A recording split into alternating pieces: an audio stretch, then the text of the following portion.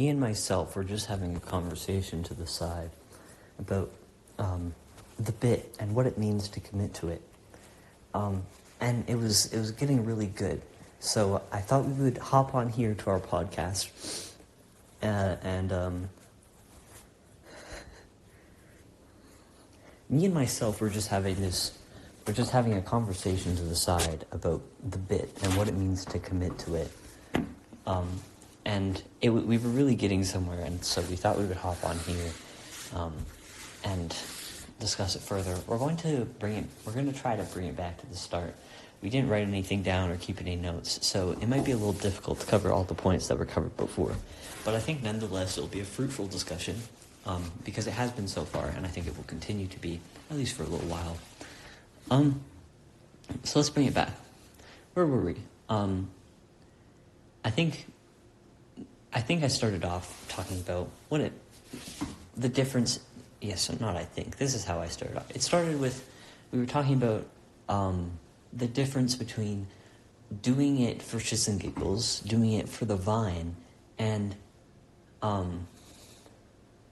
being in it for the bit, was the phrasing. And I outlined the differences to myself of when you do something for shits and giggles, and you know, these definitions are a little rough around the edges, so please forgive me for that one. Doing it for shits and giggles, you're doing it for fun, for yourself. Okay, it's fun. Okay. Doing it for the vine, you're doing it as a performance. And sorry, I'm talking about humor here. I'm talking about comedy. Shits and giggles, you're doing it fun in the way that fun is the root word, funny, okay? So it's fun in the sense that it's funny and it's fun to yourself. Doing something for the vine, you're doing something humorous for the performance so as to share that humor, okay? And, you know, maybe gain internet clout. But if that's primary or secondary, I cannot say, and that is a discussion for another day. Now, what is committing to the bit? What is the bit? I think I kind of came to the conclusion that committing to the bit is kind of a mix of doing something for shits and giggles and doing it for the vine. Because when you are doing it for the bit, you're doing it for yourself and you're doing it for others. There's, you know, a tinge of performance to it, and there's a tinge of it being self-serving. And so from there we kind of branched off. I think one of the main things that led us further into the discussion was talking about the 5 W's of the bit. Who, what, when, where, why, and then how. And I also talked about the bit is something that you commit to. The bit is something you devote yourself to. The bit is a way of life. I know that this summary is not really getting everything across. It's a little heavy-handed, and it's not as passionate as the original discussion was, and so I apologize for that. But I hope you can follow along with me here.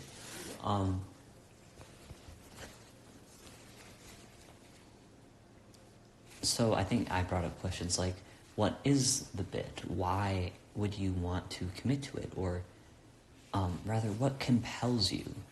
Because is it a want, is it a need, or do you feel willed towards it? Who are you doing the bit for? Are you doing the bit, or are you just enacting something that was already there? I think the big thing that I came to was that I was talking about how to commit to the bit, and I figured a slight precursor was the why. Why commit to the bit? And I'm sorry, that was cyclical there. Cyclical. There we go. Why commit to the bit?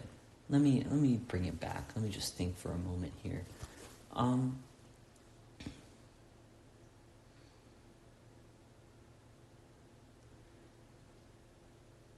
I was discussing with myself. Me and myself were talking about human nature briefly. Okay, and this is kind of the thought that brought me to be like, I want to talk about this and record it. Is the bit part of human nature? Is the way that you are willed towards it just part of how the human brain is wired? You know how we have like an affinity for patterns. Is commitment to the bit, is it just another leg of that? As in,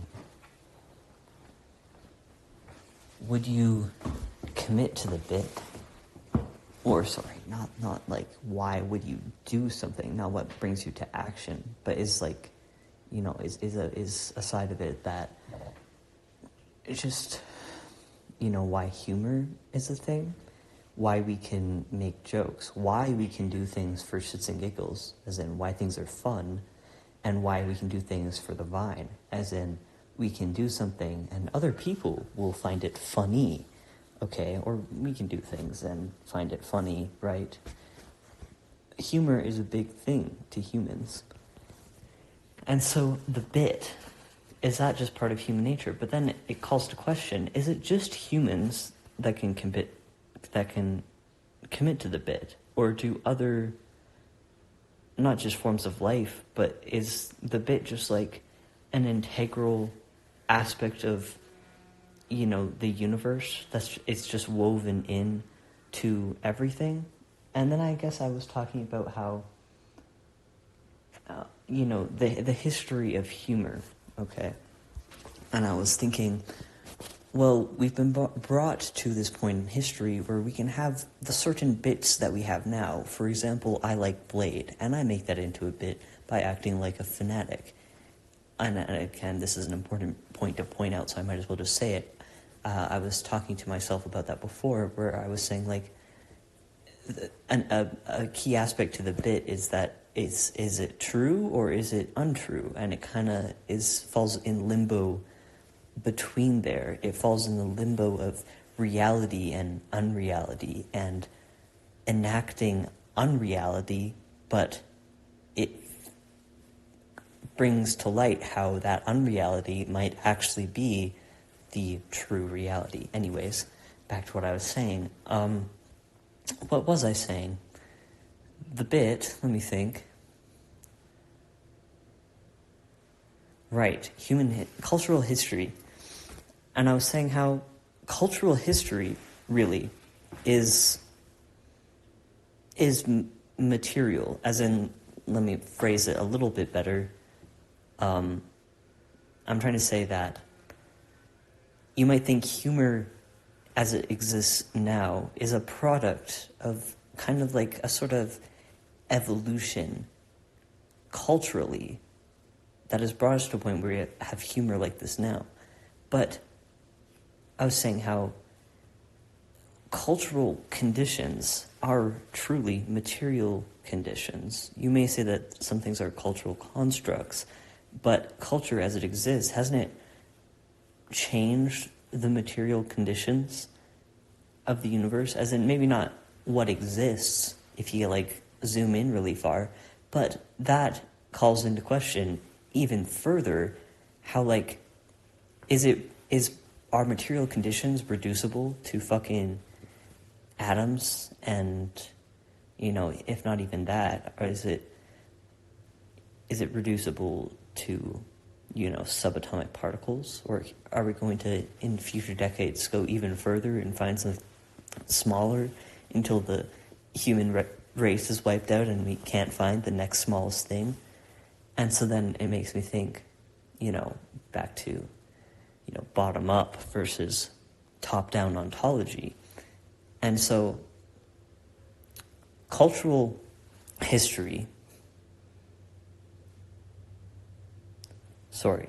conditions are material conditions. It is not solely, quote unquote, socially constructed. We have changed, say, the frequency of certain things in the ways in which they exist in the world. You cannot reduce things in my opinion, at least, if you reject the idea that a bottom-up ontology is the whole truth. You know how it is. Anyways, if you try to take a top-down approach, I think one way you could look at it is that, I'm looking right now at a lilac tree out my window onto this porch. There's a barbecue. There's, text on the barbecue that says deluxe in some sort of plastic thing imitating ink on the metal. There's a domestic cat in front of me. There's a bong and a dead house plant and some alive house plants. I have my feet up on a table. I'm wearing polyester clothes. A lot of these materials, a lot of these, domesticated species, the lilac tree and the cat and the house plants, all of these things, came into existence as they materially, so to say, exist, because of cultural history. And so, wouldn't you say that cultural conditions are material conditions? Instead of reducing it down to, well, it's all the same number of atoms and whatnot, but you could go so far down. And at that point, does anything exist at all? Maybe that's not a relevant question, I'm not sure. But in any case, I do trust top-down ontology more because I think it encompasses the whole truth inherently.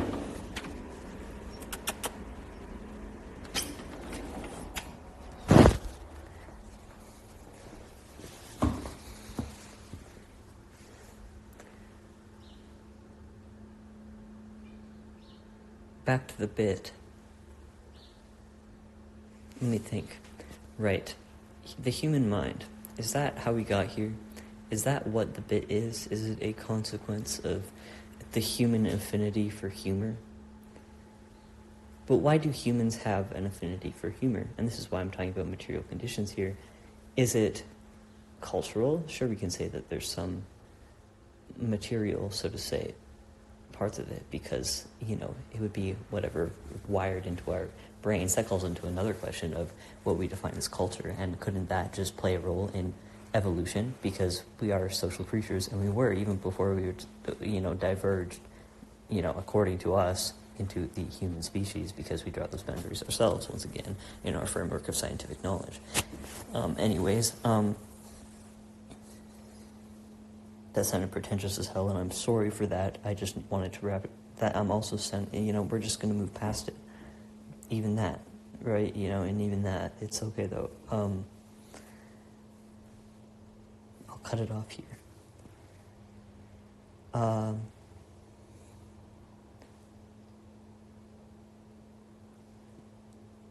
Sorry, right. It's hard to draw lines between material and cultural, because I don't think there are, for the couple of reasons I just listed, which is, the fact, the lack of integrity to bottom-up ontology, and also, a simple fact about, how social conditions could have in the past, depending on how you look at it and how you, define the human species, that could also play a role in evolution, and then it calls to question where, where cultural and material begins and ends. And so isn't the bit something more than just a consequence of the human mind, and not even just human consciousness? So I think, doesn't that make us think how the bit is, like I think I said before, woven into our universe? Like, couldn't other animals participate in the bit? Oh, here, it's coming back to me a little bit. It's that it wouldn't just solely be a consequence of the human affinity for humor, because... Fucking, I'm losing it again. Let me think.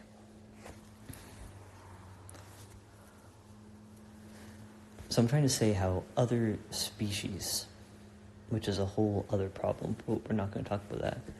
Other species, couldn't they participate in the bit? Couldn't they partake in the bit?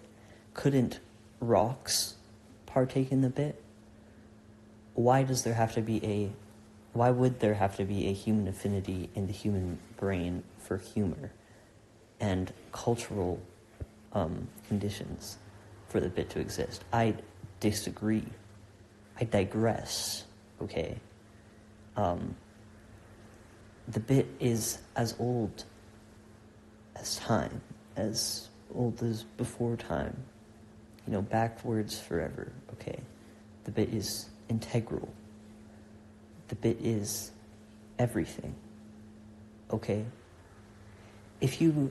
Speaking of both bottom-up and top-down ontology, looking at it from either extreme,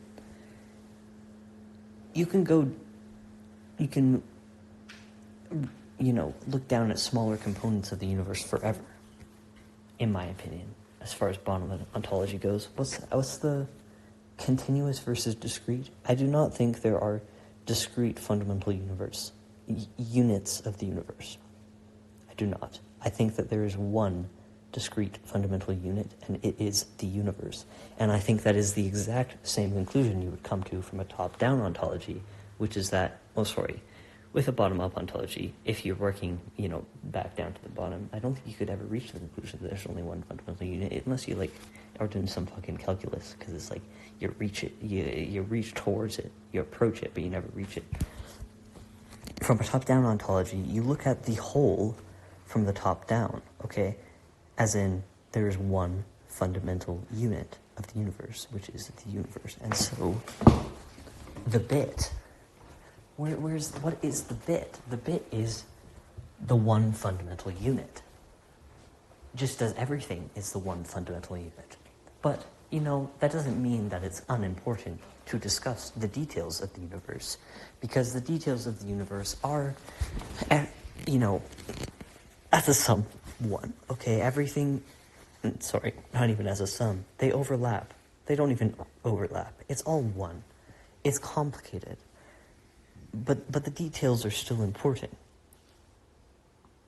right? Not everything dissolves into pure white light. We exist here and now in this beautiful world, and there's no reason to, dispute all that beauty just because you think that there's one fundamental unit to the universe and it is all one and there's one whole, okay? That doesn't make everything homogeneous, even though it does make everything homogeneous in a way, but maybe you understand what I mean. Anyways, the bit. The bit. What is the bit? Why do you want to commit to it? Who can commit to the bit? I think we've already said now. It's not just a product of the human affinity for humor. Okay. Isn't there something... I feel like the bit is kind of like paradox itself in a way. Not paradox. That's a bad word for it. I think that doesn't do it justice. It's, like I said before, it's about our unreal reality or our real unreality. It's about... Right. Shit, this is my whole thing. Why do you commit to the bit? Why do you feel willed to commit to the bit? What compels you? Because when you think about, doing it for the bit, and I say, well, why do you commit to the bit? You might say, for the bit. And so what service does it do you or others? I think oftentimes when somebody is in it for the bit, they are not getting anything out of it. Nobody else is getting anything out of it. They feel compelled. The bit has a will of its own to self-reproduce, okay? The bit is a reality. The bit is something that just happens. And that is why I think it is nothing about just, the human mind. And that's why I think anything can commit to the bit. Okay, that tree is definitely committed to the bit. Because what is the bit? The bit is through here. It is cultural here, in a way. It's not always, but sometimes sometimes the bit is a bit of a performance, and sometimes it's a bit for yourself. Both those at once is what I mean right now. Like, somebody might do something for the bit, but they also, when they're doing it for the bit, they are finding it a little bit funny. Other people are maybe finding it a little bit funny. And so it's not just solely for the bit. It's not just for that, by the will of the bit and for the bit, okay? There is a little bit more involved there. And that's why I think, this is, humor here is a window into the bit.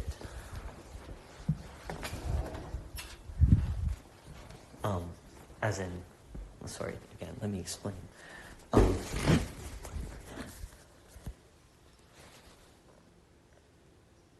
Or let me think on it. I don't think I can come to any grand conclusions with this one, but I think this is a very important point that I'm approaching towards here, of not approaching towards, but, sort of shining light on. It's reflecting off a little bit. Maybe we're getting something like an image out of it. But I think the bit in essence, if you really looked down into it, would be something about, the unreal reality, the nature of existence. As it exists now, I think oftentimes it is just cultural. It is humorous. It's about, again, that is what the bit is in essence, and in essence it is not cultural. It is material, and in that it is material, it is the unified universe. Okay, but we're shifting perspectives here. Is what I'm trying to say. We're shifting. We're zooming back out, back to surface level, and that's what we're looking at here. Which is, you make it. People will make jokes and they'll find it a bit funny, and that is the bit. It's a window, and it's reflected in our human, often on the internet world, where it's kind of funny. There's in-jokes, right? There's jokes within communities. There's inside jokes. There's just plain irony. So that's what irony would be, would mostly on the internet, right, would mostly be about communication. It's ironic in that it makes fun of the way communication is, especially communication on the internet. That's what internet irony makes fun of, is communication, is what I'm trying to say, sorry. The bit can often involve irony like that. I'm kind of losing my point here. I think what I'm trying to say is that the bit is something we have our hands on. We are manipulating it in a certain way, like molding it like clay. Okay, or maybe you could imagine like a big sheet of paper, and on the other side is the pure light of the bit, okay? The unified universe, which is the same as the bit. And you're taking a fucking sewing needle and you're poking a fucking pinhole in this paper, okay? And you're seeing a tiny pinhole of light shoot back at you, and that's your funny little joke. That is your funny little commitment to the bit. And that way, maybe a commitment to the bit is sort of like a devotion to God, in that you're giving, it's by no will of your own, by no, will of the people around you. You're not doing it for a performance because you were hurt in your childhood, and now you reenact your trauma in your adult life. Nuh-uh. It is something other. It is for the bit, and solely for the bit. Like I said, the bit has a will of its own. It is the will of the universe. And so, in this little devotion to God, in your commitment to the bit, it's kind of like pray. Committing to the bit is an act of prayer in that way, from my perspective. Not to say it always is again, because the bit can also just refer to a joke. Of course, if you dug deep down into that joke, you would, of course, find the pure light of the bit again, of God, of the universe, of the one and only. But I think a reasonable thesis to make here would be something about committing to the bit is one little way that we can devote ourselves to the whole of the universe. And superficially, but still, enact its ways and its will. Play into the reality of unreality. Have some shits and giggles. Do it for the vine. And realize just a smidge bit, as we can as humans in the internet age,